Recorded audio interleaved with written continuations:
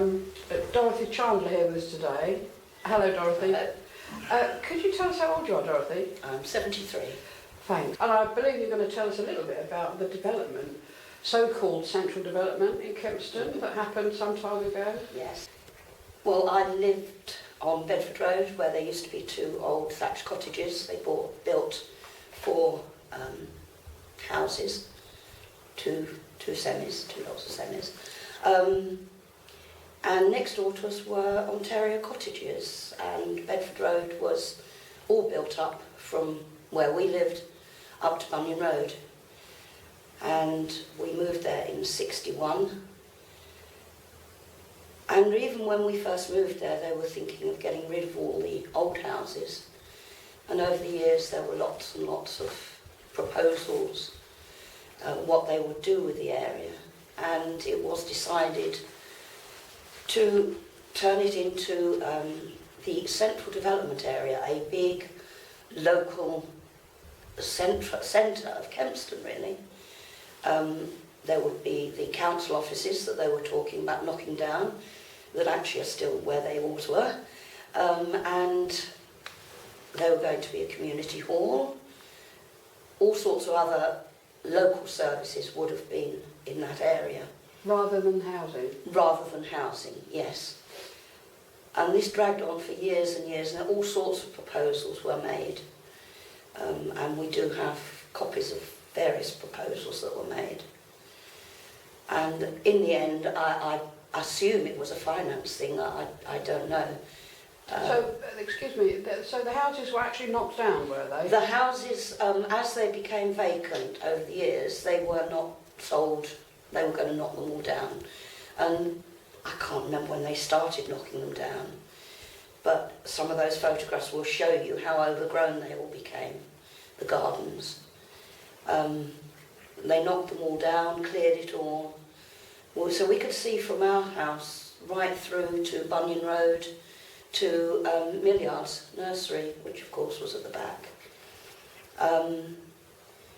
So they knocked them all down, the whole place was empty. It became a poppy field, it was absolutely beautiful. And there is one old photograph there of my daughter playing in the poppy field. And then there came a time when we used to see a helicopter arrive and land in the poppy field. And at that point we had no idea what was going on. Then we heard, and obviously we had letters about it, that Sainsbury's were going to build the largest supermarket in England. And then all the buildings started. So who was in the helicopter, do you think? We understood it was a John Sainsbury, I think. Or a Sainsbury, anyway. A Mr. Sainsbury. And so you actually could see this building, this huge new supermarket, the largest in England, actually growing as you watched it. Yeah. First of all, they built the canteen, sheds, right on our boundary. And of course, at that time, we only had a chain link fence. They built the canteen, and then the builders moved in, the contractors moved in, and it was fascinating watching them build. And we have photographs going right through the building, the process. Yeah, it was sad in some ways, but quite exciting in others. Sad to see the old properties going. And did the builders realise how interested you were? I think they must. I mean, obviously there were different tradesmen there at different times, but I think they must have done. We used to wander around and try and get on site, and they a couple of times invited us to have a look, and wouldn't be allowed these days. But one day this chap took us up the ladders, right up to the top, no hard hats, climbing ladders, having a look at, and that was towards the end actually. They were putting in all the heating pipes and the air conditioning pipes and things like that, right in the roof. So we went up there and had a look at all that. It was fascinating. How did can you remember how the people in Kempston reacted to this supermarket being built? Were they pleased about it? Annoyed? Upset? I think it was mixed feelings. I think whilst it was going on, I think there were quite a lot of complaints, as always, about the noise, the mess. I mean, it was messy, there's no doubt about it. I don't think in those days people knew as much about what was going on as they do these days. I think some people thought, yes, it'd be quite something for Kempston to have this huge supermarket, which of course became quite run down eventually until the refurbishment. Yeah. Do you think, looking back, that you would have preferred to have had the original proposal rather than Sainsbury's? Oh gosh. Possibly not, because Sainsbury's as it is hasn't affected us that much, because all the cars go in Bunyan Road. We don't get the car park. Well, the only noise we get is when you get sometimes some tearaway lads at nights whizzing around in the car park. But we don't get the noise that we might have had, I suspect, if there had been a community centre there. So I don't know that I've ever really thought about it, actually. Because it seems to me that if you see anybody in Kempston, it's more likely than not you're going to see them in Sainsbury's.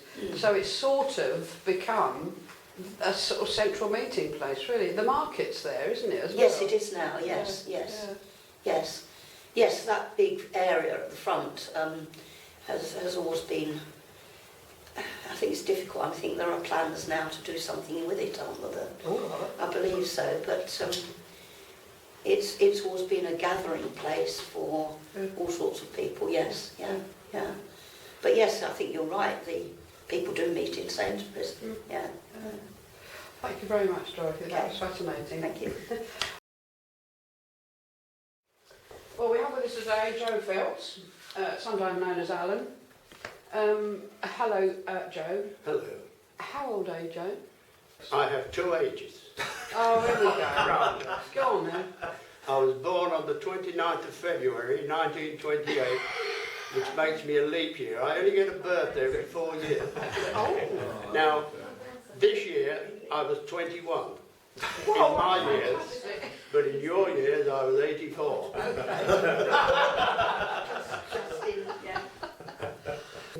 You're going to talk to us, I believe, about Newtown and what you know about Newtown. Exactly. Well, Newtown Kempston, to me, the hub of Newtown Kempston was a square, which we used to call Round the Square, and that started at the corner of Cleveland Street, Bedford Road, went along Bedford Road to the corner of Farrer Street, Bedford Road, down as far as Cater Street corner, along that half of Cater Street to the Cleveland Street, Cater Street corner, and up to Bedford Road. Now, on the corner of Cleveland Street, Bedford Road, was Riddy's shop. It was a grocery shop and a baker shop. And Lillian Riddy used to run this shop, who we knew her as Lil, and her brother, Bill, used to run the bakery at the back of it. Next door to the grocery shop was Butcher Lee. So we had the butcher shop next door. Next door to Butcher Lee were the parents of Lillian Riddy and Bill Riddy, who ran the baker shop. They died tragically in the 1930s within 3 days of each other. And there was one of the largest funerals we've seen in Kempston, when the two died. Along the road next to those houses, little road there, was the midwife, and that midwife brought me into the world. And next door to them was Emerton's, a gentleman's hairdresser. He had the nickname Flyer. That was because of his rapidity in cutting men's hairs very rapidly. Next to him was Abbott's, the funeral director. Then came my great-grandfather's factory, Tinplate Works, which was, when he had it and first produced it or built it, it was called Newtown Tinplate Works. When he retired, his 4 sons took it over and they renamed it Phelps Brothers, the Globe Tinplate Works. They lived in the adjoining houses of the factory was 150 2. My great-uncle Bill was 154. My grandfather was 156. My great-uncle Fred was 158. And my great-uncle Jim, 160. Next to them was the entrance to those 4 houses. They were a replica of each other, with the entrance to the back of the tin works. They had access to the tin works from the backs of their houses, so when they got up to work, they only had to walk through, and they was at work. Next to those was Cyril Symes. Now, he ran a coach and works where his garage was down Farrar Street, halfway down Farrar Street on the right-hand side. And in those days, we did call them coaches, they were charabancs. On the corner of Farrar Street and Bedford Road was a sweet shop, later become a cycle shop, who moved from Margate Road to the corner there, and that was, of course, on the opposite corner was the Griffin.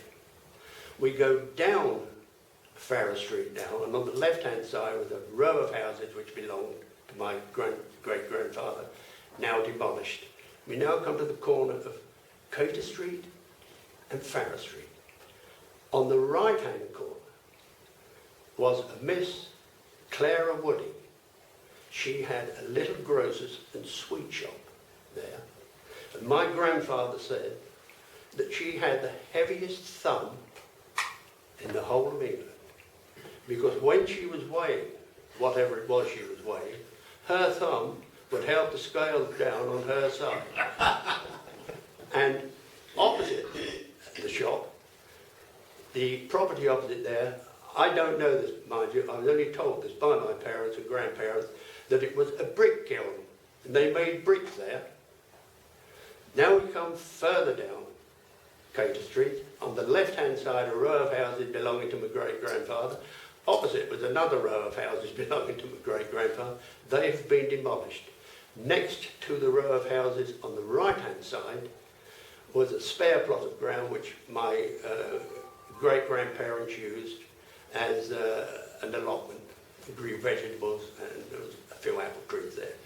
The only remaining houses there now belonging to my great-grandfather was the one that I was born in, and that was number 7 Cater Street. They've all recently been altered now. There was 3, 5, 7, 9 and 11, and it's now 35, 33, 31, which was the one I was born in, where we go, 29 and 27, that way. Coming up now towards Cleveland Street, and on the corner, there's a couple of houses going up Cleveland Street, then there was a spare plot of ground.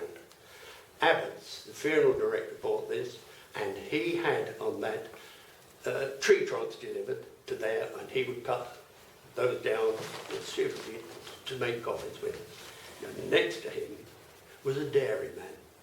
I think his name was Gascoigne, and he had a 2-wheeled milk float, horse-drawn, with the churns in them, and he used to deliver milk round him. I can remember my mother going out with her jug and him measuring. He had a half pint and a pint measure in the urn, into the jug for the milk. Now we come further up now, there was the back entrance now to the houses in Bedford Road, right up to Abbott's, where his workshop was. And next to that was a garage where Riddies had their vans who delivered bread. Now in one of those, or next to the vans, he had a purpose-built handcart for delivering bread.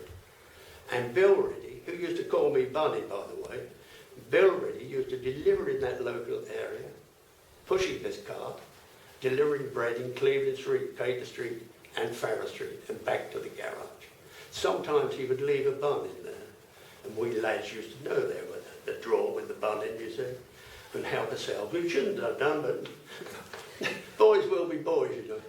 And then we come back now to the bakehouse on the way by it, and now we're back to the corner of Cleveland Street, Bedford Road. And that to me was the hub of Newtown, Kempston. Further along the road, we got the post office run by a Mr. Basin. Next door to Mr. Basin was Alf Thomas, his garage. I knew Alf Thomas very well, and his son, and which is now, they clean cars there. But above the post office, it would have Newtown Post Office. And that's my story of the hub of Kempston, Newtown. Fantastic. I have lots more I could tell you about play areas, where we played, Go on then. where they... Where did you go to school?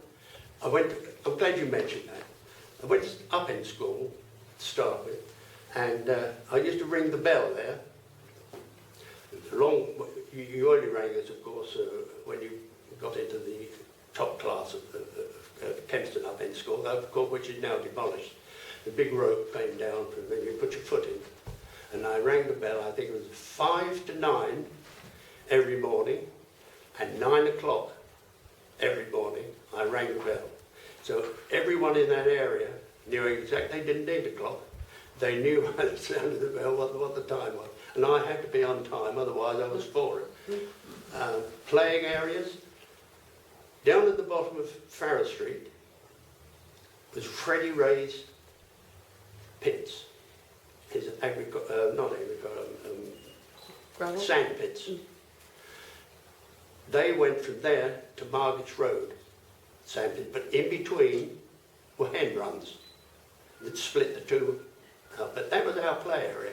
And it was, remember on Guy Fawkes night, and this all stopped when the war came along, of course, but on Guy Fawkes night we always used to have a very, very large bonfire there. And the centre of the bonfire was old tyres collected from Mundy's garage, which was on the corner of King Street, and who I previously mentioned, Alf Thomas's garage. They used to be the centre of the bonfire. We used to go round the house, anything for the bonfire, and collect it and put it on. And people used to go along and put them on the bonfire. It was a huge bonfire we used to have.